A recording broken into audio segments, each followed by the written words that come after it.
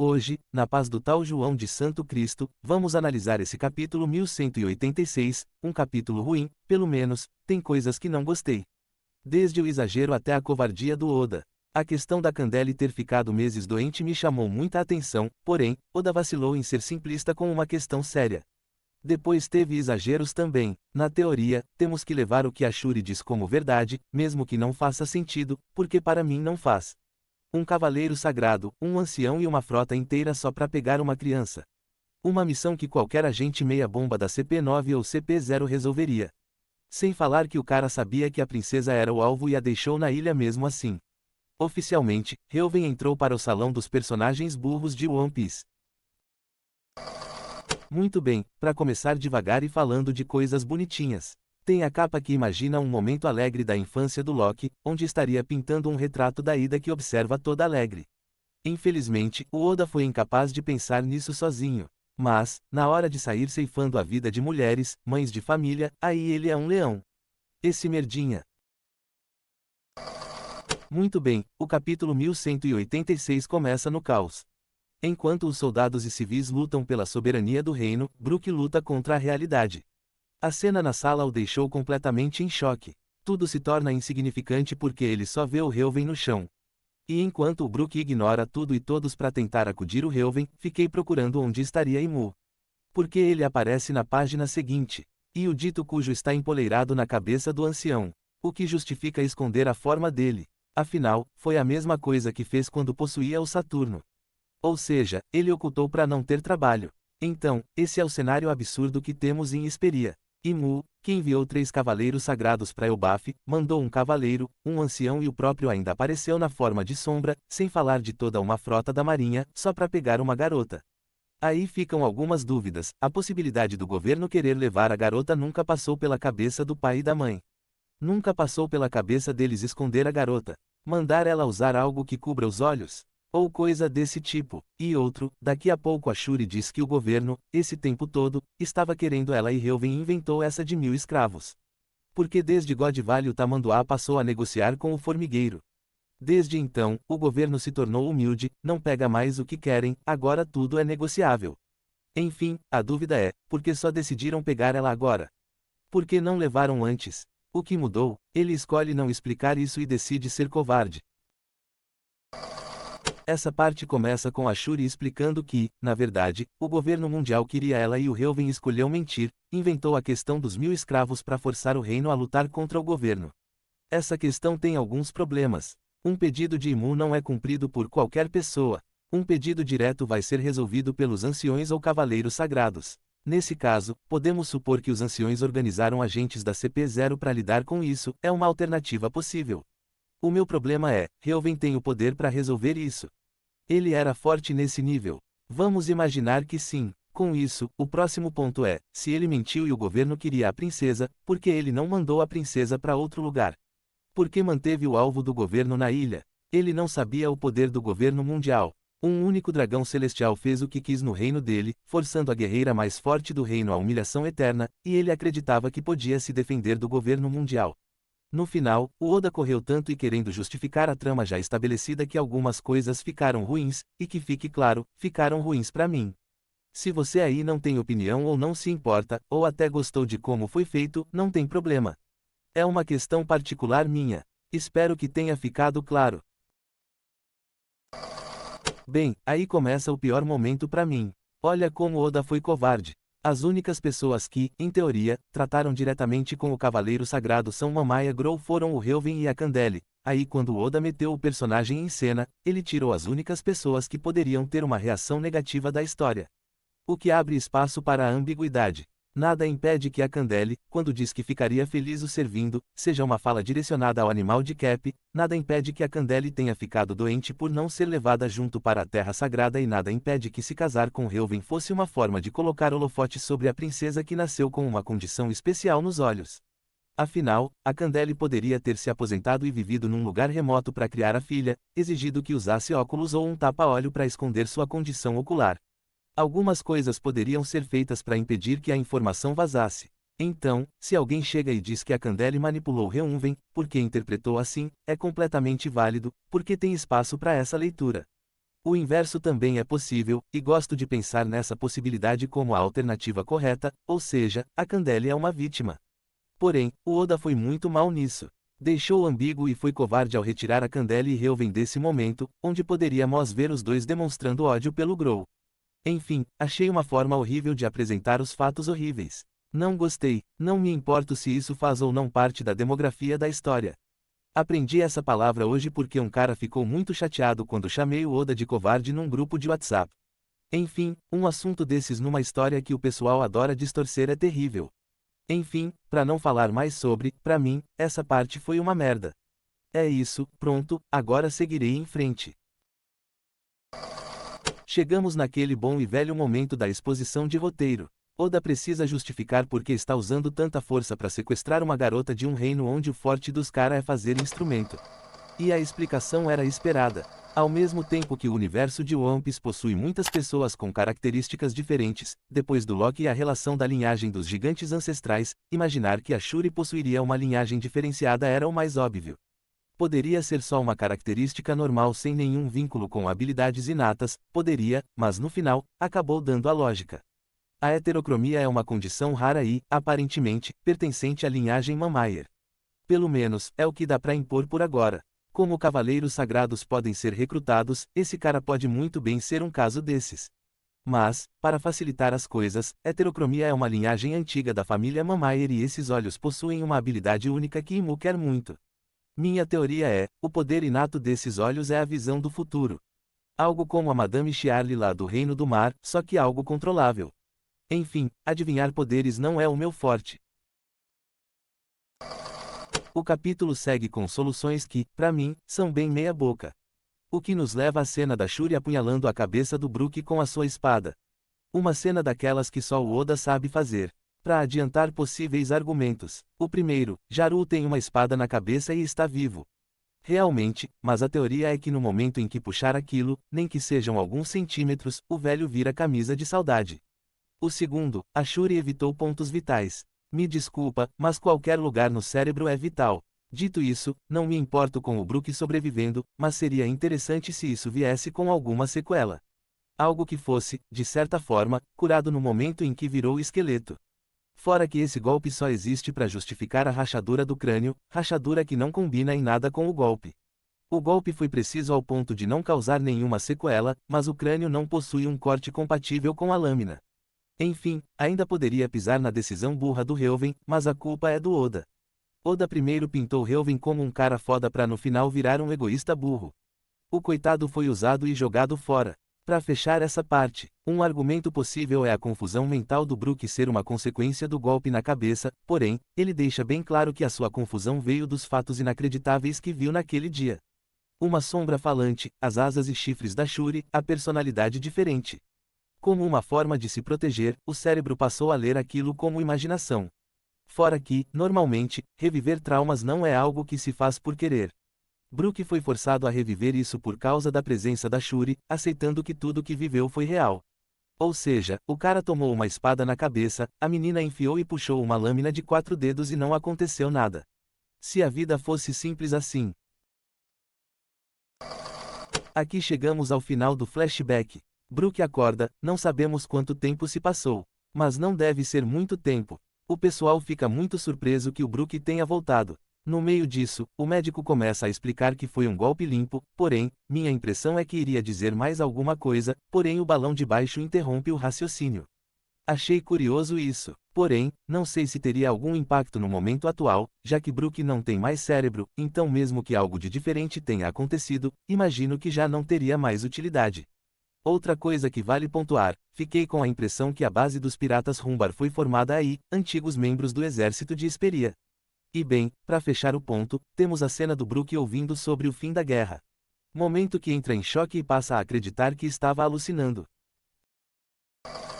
Aqui, chegamos na sequência final do capítulo. Feito da pior forma possível. Não curto essa escolha do Oda de intercalar cenas. Isso funciona quando você acredita no que está sendo mostrado, o que não é o meu caso.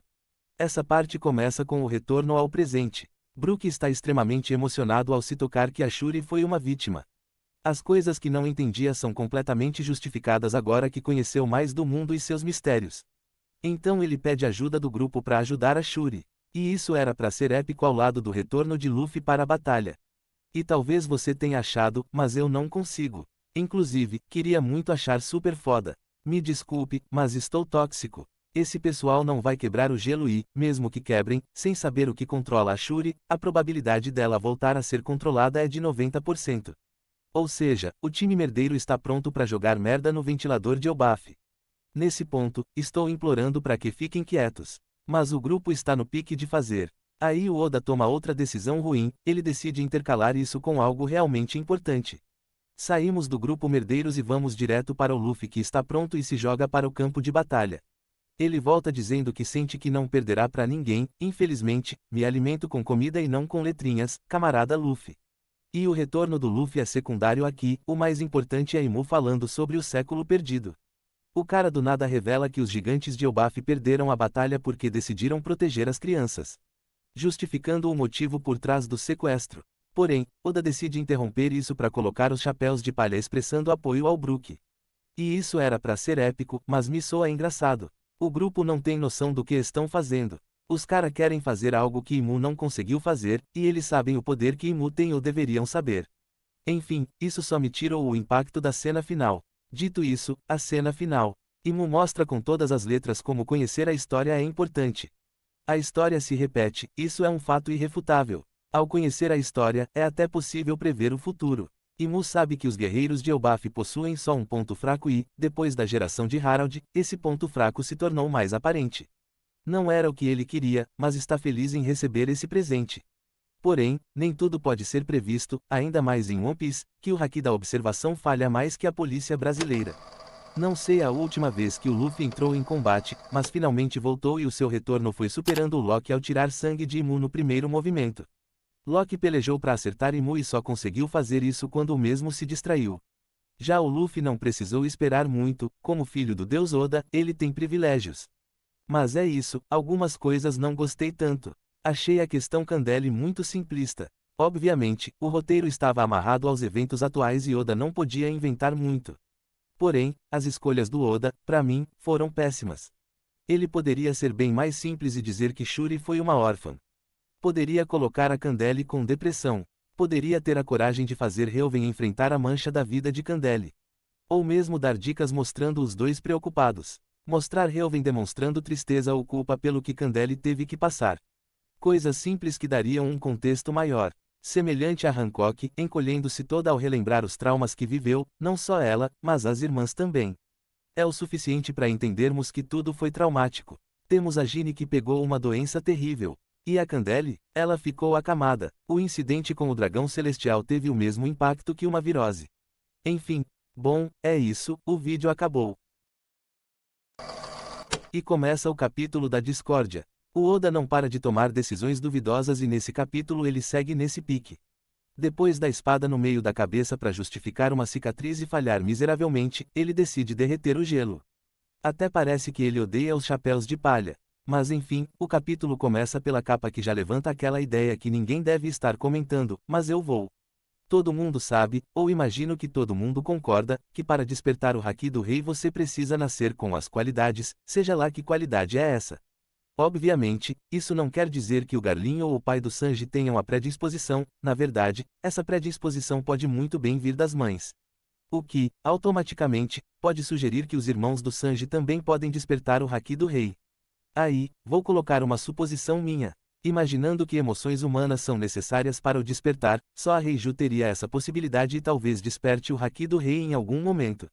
Ou seja, se a Reiju aparecer usando na batalha final ou no arco final, não se assuste. Porque Oda é gênio. Bom, o capítulo começa bem onde o último terminou. No anterior, vimos Imu tomando uma martelada no meio da face e agora vemos ele voar por quilômetros. Momento em que começam as escolhas duvidosas do Oda. A primeira vem com Imu lançando duas chamas divididas entre Luffy e Lock. Usando a lógica, Luffy deveria ser o primeiro alvo, mas o Oda distorceu essa lógica para construir uma batalha de Imu versus Luffy. Ele precisa retirar Imu da equação e tudo leva a crer que o método será o cansaço, pelo menos, um dos motivos. Por causa disso, Imu cria uma chama após fazer o característico sinal com a mão. Os detalhes interessantes disso estão em dois pontos. Primeiro, as chamas possuem consciência, lembrando os Homirs da Big Mom, porém, possuem uma clara diferença. As chamas podem se dividir e essa divisão cria indivíduos independentes. Me pergunto se é essa chama que ele usa para converter as pessoas pelo Dome Reverse. Mas enfim, o segundo detalhe é a chama que Imu segura. Primeiro, tive a impressão de que seria uma chama sobre uma pira, mas com o som que a chama emite, ficou óbvio que o negócio é um sino desses que colocam em gatos. Algo bem curioso. Então temos a chama viva que serve como um receptor que impede o alvo de desviar do ataque. Porém, me parece fácil de evitar. As chamas no Loki usam o ponto de referência do primeiro golpe de Imu para conectar o novo, mas a chama do Luffy, além de não se dividir, não se posicionou num local específico da mesma forma. Ficou no casaco, facilitando o escape do movimento. Uma pegada Cavaleiro dos Zodíacos, o mesmo golpe não funciona duas vezes contra o mesmo oponente. Luffy deu uma pequena roubada, mas foi isso que ele fez, ou melhor, foi o que o Oda pensou que seria genial. A falta que faz você ter amigos, né? E é isso, o Loki tomou um golpe no mesmo machucado do golpe anterior. Uma clara evolução. Imu aprendeu através da Gunko e Shanrock que a pele da barriga do Loki é de rinoceronte. Sabendo disso, Imu passou a mirar no ombro. Não dá pra negar que é inteligente, só é uma inteligência controlada, inteligência parcial que só funciona contra o Loki. Vamos ter um corte, entre o Loki ser empalado e o Luffy escapar do empalamento, temos o drama dos chapéus de palha que, obviamente, não conseguem derreter o gelo criado pelo esquilo. Nessa parte, confesso que fiquei confuso com a interação da Nami com o grupo. Ela aparece encantada, imagino que o encanto seja pela Shuri. Depois, ela aparece beliscando o Usopp e, em seguida, fica muito incomodada. Aparentemente, o grupo não estava entendendo que o bloco gigante era feito de gelo. Talvez ela tenha percebido que esse nível de congelamento não é fatal. Bom, não sei e isso é o de menos, porque temos a segunda loucura desse capítulo. Loki foi arremessado pelo golpe de Imu e caiu, estrategicamente, ao lado dos chapéus de palha. Não só ele, como o martelo também, o enviado do caos, porque chega e simplesmente libera o congelamento soltando a Shuri. Uma péssima decisão vista de qualquer ângulo. Sabemos que a Gunko não estava completamente sob o controle de Imu, mas para que ele ative o controle absoluto igual fez com Harald é dois palitos. É questão de querer ou não querer fazer. Claro, Oda pode estar armando uma das soluções que imagino que vai ser usada nessa batalha. Meu palpite é que Haki do Rei, apesar de ser a fraqueza, não é o suficiente para eliminar um cavaleiro sagrado. A Shuri pode ser a pessoa que vai nos confirmar o que já está à margem de muita teoria: o coração mecânico é o segredo da imortalidade. Obviamente, em algum momento, ela vai ter sua vontade controlada e é por isso que o Loki está aí. Quando o bando for massacrado, por ser usuário de um fruto Zoan, vai se recuperar e salvará esse povinho que só dá trabalho. Isso está desenhado para mim, qualquer coisa diferente disso, declaro que será um erro imperdoável. A reta final do capítulo começa com o Zoro alcançando os Sommers, que espera o Killingan. Zoro está tranquilo e confiante. O mesmo pode ser dito sobre os Sommers depois de receber o aumento de poder de Imu. Essa batalha tem bastante foco por causa do Haki do Rei, pela primeira vez vamos ver o Zoro usando de forma consciente. Porém, com certeza, o coração será um dos fatores para a derrota dos cavaleiros, porém, não dá para apagar a necessidade do Haki, o que nos leva direto para a principal questão do capítulo, o despertar do Haki do Rei do Sanji. Das muitas coisas que irritam o público, uma delas é a ausência de uma ceninha como a do Luffy, que demonstra o Haki do Rei pela primeira vez contra o Búfalo do Durval. Buscando de memória, não lembro de ter algo assim para a dupla. O Zoro temos ele usando inconscientemente e o Sanji, segundo o Gaban, tem também. O Gaban não me parece alguém que mentiria só pra agradar o cara. Outra coisa que pode irritar as pessoas é não saber qual é o gatilho por trás desse despertar. Até onde lembro, não existe um gatilho comum para o despertar das frutas, por exemplo. Temos que supor, usando o Luffy como referência, que uma experiência de quase morte seja necessária. Infelizmente, é uma ideia que não tem corpo. Diferente do Haki da observação, que temos 4 pessoas para usar como referência. Kobe, quando despertou a observação, estava sob grande pressão. Vendo marinheiros e piratas morrendo à toa, esse estresse foi o gatilho para o despertar. Mesma coisa com o Luffy, ele está sob a pressão da batalha, precisa chegar ao irmão, mas não para de aparecer inimigos poderosos. E é nesse estresse que ele desperta e vê o Mihawk cortando os seus braços, se salvando de um resultado terrível. Outro exemplo é o Usopp, que estava sob a pressão de salvar o Luffy da Suga, a quilômetros de distância, enquanto a população de Dressrosa queria capturá-lo. E o último exemplo é o Zoro, que inclusive, também serve como referência para o possível gatilho por trás do despertar do armamento. O Zoro também está sob pressão, ele precisava derrotar o Mr. One, ou o resto do bando seria massacrado. Sob esse estresse vem o despertar da observação, junto, também veio do armamento. E esse, imagino que o gatilho seja a persistência. A atitude de não desistir de buscar a vitória, mesmo que o inimigo pareça invencível, pode ser o gatilho para o Busoshoku. Isso se encaixaria no Luffy também. Gosto de imaginar que o despertar do armamento do Luffy vem na batalha contra o Crocodile no enfrentamento final, além da ajuda do sangue, gosto de pensar que ali o Luffy usou o Busoshoku. O que corrobora com esse pensamento é o Barba Negra. O primeiro encontro com o Luffy acontece em Jaya e esse encontro de repete em Impel Down. Lá, o Barba Negra diz que o Haki do Luffy está mais poderoso. Ou seja, em Jaya, Luffy já tinha despertado o Haki do armamento. E antes de Jaya vem o arco de Alabasta. Ou seja, você consegue traçar possíveis gatilhos para o despertar do Haki da observação e armamento, mas não consegue fazer o mesmo para o Haki do Rei. Algumas coisas conseguimos dizer que são necessárias. Além de nascer com a predisposição, todo usuário possui um trauma na infância, ou pelo menos, os usuários que conhecemos um pouco da infância têm. Com tantos usuários que viverão traumas na infância, dá para supor que seja igual para todos. E agora, temos o Sanji que sofreu na infância e, segundo o Gaban, o loirinho tem as qualidades, mas possui alguma trava que o impede de dar esse passo final. Por causa do contexto da página, muita gente está pensando que o Sanji vê a sua incapacidade de ferir figuras femininas como uma fraqueza. É igual ao pessoal que achava que ele estava perdendo as emoções no arco de Wano. Uma loucura. A verdade é outra, o Sanji tem um problema bem óbvio. Ele está disposto a se sacrificar. Já vimos ele e o Zoro fazendo isso em Thriller Bark. Porém, o Zoro já superou isso, enquanto o Sanji ainda está nessa. Ele tentou se sacrificar em Whole Cake e tentou se sacrificar de novo em Wano. Pra quem não lembra, achando que estava perdendo as emoções, ele pediu para o Zoro o engolir com farinha. Ou seja, o que talvez falta no Sanji é a mentalidade: posso morrer, mas vou morrer lutando. De repente, esse seja o gatilho, essa disposição de enfrentar tudo de frente, mesmo que o resultado seja a morte ou mesmo que o inimigo seja um monstro.